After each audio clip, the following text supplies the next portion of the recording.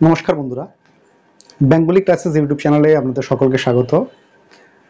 আজকে আমরা আলোচনা করব বাক্যের যে অর্থগত শ্রেণী বিভাগের যে একটা প্রাথমিক আলোচনা আমরা করেছিলাম, সেই প্রাথমিক আলোচনার যে শ্রেণী বিভাগগুলো ছিল সেই শ্রেণী বিভাগগুলোর বিস্তৃত আলোচনা আমরা আজকে করব।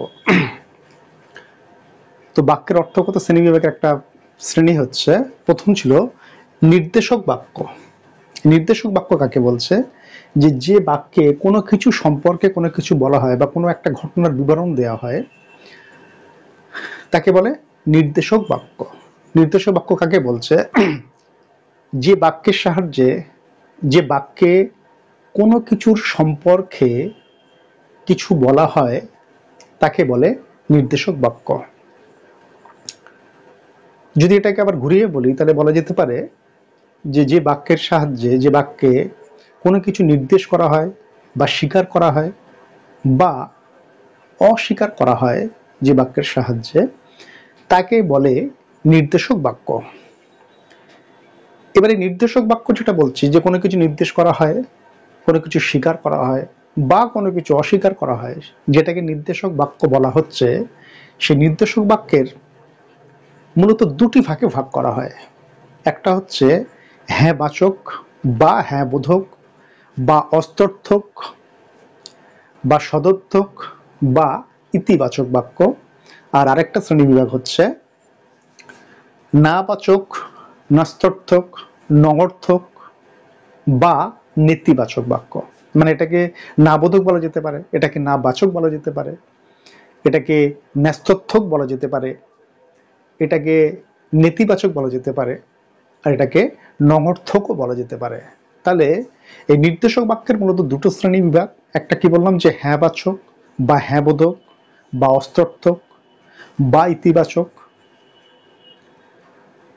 আর এটাকে যদি আবার বলি আরেকটা শ্রেণী বিভাগ, সেটা হচ্ছে না বাচক, না বোধক, নস্তর্থক বা নগর্থক। এইবারে এগুলোকে আমরা দেখবো যে নির্দেশক বাক্য কাকে বলছি, সেগুলো তো আমাদের জানার জন্য একটা উদাহরণ জানা প্রয়োজন। উদাহরণ যদি আমরা দিই তাহলে আমরা এই নির্দেশক বাক্য সম্পর্কে আমাদের যে ধারণা সেটা পুরোপুরি পরিষ্কার হয়ে যাবে। তো আমরা চলে যাই উদাহরণে। এখানে একটা বাক্য দেওয়া রয়েছে, অয়ন প্রতিদিন বিদ্যালয়ে যায়।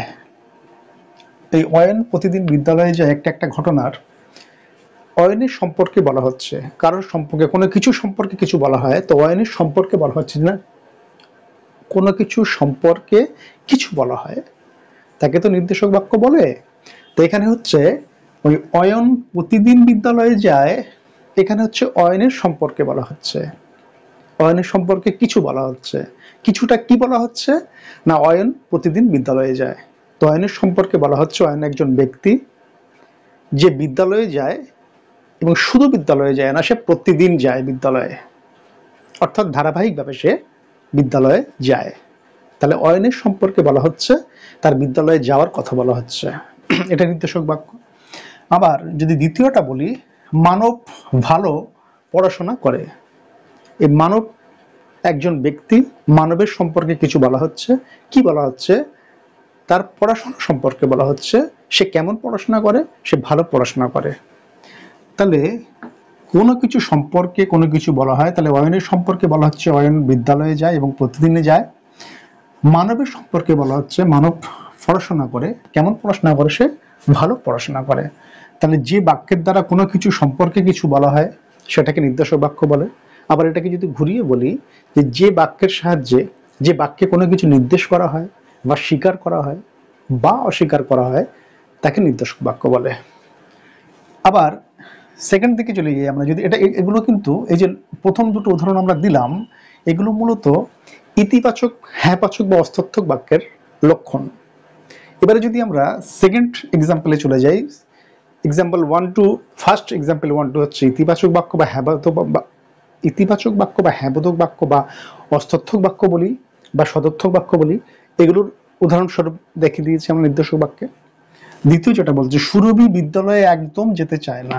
সুরভি বিদ্যালয়ে একদম যেতে চায় না, এই বাক্যটাতেও সুরভি সম্পর্কে কিছু বলা হচ্ছে ঠিকই, কিন্তু এই বাক্যের মধ্যে একটা নেতিবাচক প্রভাব পড়ছে, অর্থাৎ না, অস্বীকার করা হচ্ছে যে তার বিদ্যালয়ে যেতে পছন্দ করে না, একদম যেতে চায় না। মানে কি, সুরভি এই বিদ্যালয়ে একদম যেতে চায় না মানেই সুরভি বিদ্যালয়ে যেতে পছন্দ করে না, সেই কারণে সে যায় না।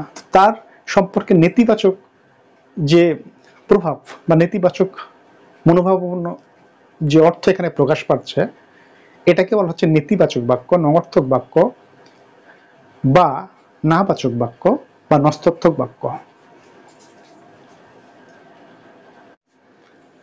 এইবারে যদি আমরা পরবর্তী সেকেন্ড উদাহরণে দেখি, অনেক খারাপ পড়াশোনা করে না। তার মানে কি, অনেক খারাপ পড়াশোনা করে না মানে এখানে হচ্ছে ওই সুরভি সম্পর্কে বলা হয়েছে, আর এখানেও বলা হচ্ছে অনেক খারাপ পড়াশোনা করে না, অনেক সম্পর্কে বলা হচ্ছে।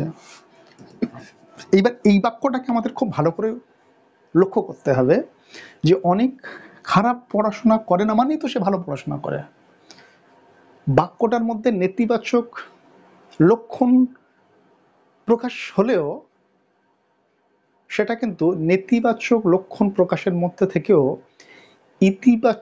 ইতিবাচকতার স্পর্শ সেখানে অনুভব করছি আমরা। মানে নাবাচক হয়েও সেটার মধ্যে একটা সদর্থক বা হ্যাঁবাচক বাচকের প্রভাব সেখানে পাচ্ছে। কেমন? খারাপ পড়াশোনা করে না, তার মানে তো সে ভালো পড়াশোনা করে। এই অনেক খারাপ পড়াশোনা করে না মানে সে ভালো পড়াশোনা করে। এবার এই উদাহরণটা এখানে দেওয়ার একটাই কারণ, আমরা যখন শুধুমাত্র এই নির্দেশক বাক্য সম্পর্কে প্রাথমিক ধারণা বা নির্দেশক বাক্য সম্পর্কে বিস্তারিত আলোচনার মধ্য দিয়ে আমাদের আলোচনা শেষ হয়ে যায় না। পরবর্তী পর্যায়ে আমরা দেখব ওই ইতিবাচক এই নেতিবাচক নির্দেশক বাক্যের যে দুটো ভাগ আছে, ইতিবাচক আর নেতিবাচক বা হ্যাঁবাচক বা নাবাচক, এই বাক্যগুলোকে কি বলে? পরিবর্তন করতে বলে। এই হ্যাঁবাচক থেকে নাবাচক বাক্যে পরিণত করো। নাবাচক বাক্য দেওয়া থাকলে সেটাকে বলবে যে ইতিবাচক হ্যাঁবাচক বাক্যে পরিণত করো, বা দেওয়া থাকলো ইতিবাচক বাক্য মানে হ্যাঁবাচক বাক্য থেকে নেতিবাচক বাক্যে রূপান্তরিত করো। তো তখন কি করতে হবে?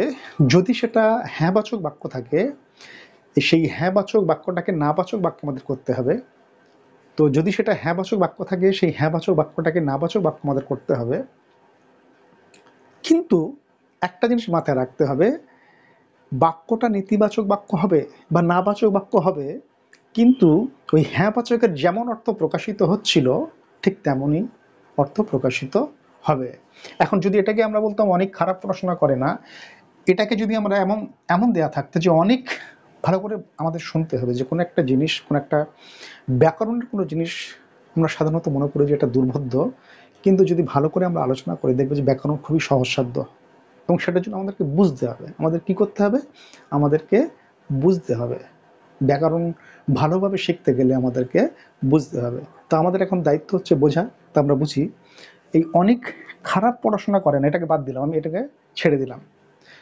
এই এই যে উদাহরণটার গুরুত্ব আমি কেমন হতে পারে সেটা বোঝাবার জন্য বলছি। অনেক ভালো পড়াশোনা করে যদি একটা এই বাক্যটা দেওয়া থাকতো, তার মানে এটা কি? ভালো পড়াশোনা করে মানে তার মধ্যে পজিটিভ ভাইব, মানে হচ্ছে এই হ্যাঁবাচক বাক্য। এবার অনেক ভালো পড়াশোনা করে সেটাকে যদি বলতো ওখানে দাগ দিয়ে যে অনেক ভালো পড়াশোনা করে, ওটাকে এটাকে তুমি নাবাচক বাক্যে রূপান্তরিত করো, মানে ভালো পড়াশোনা করাটাকে নাবাচক করতে হবে। তখন আমাকে কি করতে হতো? এই অনেক খারাপ পড়াশোনা করে না, অনেক খারাপ পড়াশোনা করে না, বাক্যটার মধ্যে করে নার মধ্যে দিয়ে নেতিবাচক প্রভাব পড়ছে, করে না। বাট এই করে নার মধ্যে থেকেই খারাপ পড়াশোনা করে না মানেই তো সেটা ভালো পড়াশোনা করে। তাহলে ইতিবাচক বাক্য থেকে নেতিবাচক বাক্যে যখন রূপান্তরিত করব আমরা, পরবর্তীকালে যখন রূপান্তরিত করব তখন আমরা ভালো করে যখন করতে যাব, তখন এই উদাহরণটা, মানে এই উদাহরণগুলো গুরুত্বপূর্ণ যে ইতিবাচক বাক্য থেকে নেতিবাচক রূপান্তরিত করার ক্ষেত্রে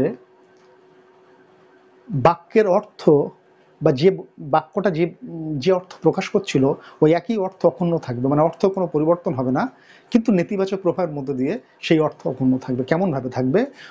মূলত সহজভাবে বলতে গেলে যে ইতিবাচক থেকে নেতিবাচক করতে গেলে মূল যে শব্দটা থাকবে সেটার বিপরীত শব্দ মানে তার সঙ্গে যুক্ত করে সেটাকে নেতিবাচকের মধ্যে দিয়ে প্রকাশ করা যেতে পারে। তাহলে অনেক খারাপ পড়াশোনা করে না মানেই ভালো পড়াশোনা করে। তাহলে যদি বলতো যে অনেক ভালো পড়াশোনা করে, এটাকে নাবাচক বাক্যে পরিণত করো, তাহলে অনেক খারাপ পড়াশোনা করে না। বাক্যের মধ্যে না রয়েছে মানে নেতিবাচক প্রভাব রয়েছে, বাট এটা হচ্ছে ইতিবাচক বাক্যের অর্থ প্রকাশ পাচ্ছে। আশা করি এই নির্দেশক বাক্যের যে ইতিবাচক ও নেতিবাচক বাক্যের যে রূপান্তরিত বা ইতিবাচক বাক্য কাকে বলে, নেতিবাচক বাক্য কাকে বলে, এই সম্পর্কে আমাদের ধারণা পরিষ্কার হয়েছে। পরবর্তী পর্যায়ে আমরা যখন এই ইতিবাচক থেকে নেতিবাচক বাক্যে রূপান্তরিত প্রক্রিয়া মানে কিভাবে রূপান্তর করব, তখন আমরা সেই রূপান্তরের কিছু কিছু নিয়ম আমরা তখন আলোচনা করব, যেটা এখন আলোচনা করলাম। যে ইতিবাচক থেকে নেতিবাচক বাক্যে রূপান্তরিত করতে গেলে ইতিবাচক বাক্যের যে মূল যে শব্দটা থাকে সেটাকে বিপরীত শব্দের মধ্যে ফেলে দিয়ে সেটাকে নাবাচক বাক্যের বিপরীত শব্দের মধ্যে রেখে সেটাকে নাবাচক বাক্যের মধ্যে ব্যবহার করে এবং ওই হ্যাঁবাচক বাক্যের অর্থ অপরিবর্তিত থাকবে। তো আজকের প্রশ্নবাচক বাক্যের আলোচনা এখানে শেষ করছি। নমস্কার।